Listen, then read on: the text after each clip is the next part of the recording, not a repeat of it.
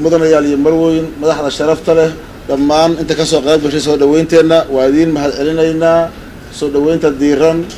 walaalnimada iyo sharafta badan nagu soo dhaweyseen muddada noo taagneedeen qoraxda aad iyo aad baan kaga mahad celinaynaa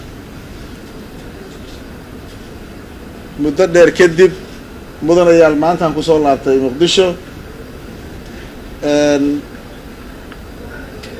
idinkoo og howlaha iyo shaqooyinka aan ku maqnayn muddada dheer oo ka jirtay ama aan ka wadnay galmudug iyo guud ahaan Soomaaliya sharaf bay noo tahay inaan maanta idiin nimaadno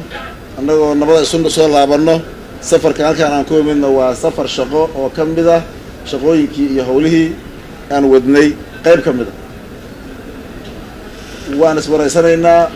talooyin badan oo loo baahan yahay ayaan ka tashan doonaa waqti baan isla qaadanaynaa shaqada aan u nimid baa qaybta ugu weyn ka tihiin mar labaad iyo mar saddexaad waa idiin mahad celinayaa maanta warka waan sii gudbiyo la sugumaye gadaalu jiraa warka haddii laa yidhaahdo aad iyo aad mahadsan tihiin soo dhaweyn sharaf leh soo imaad wanaagsan wada tashi habboon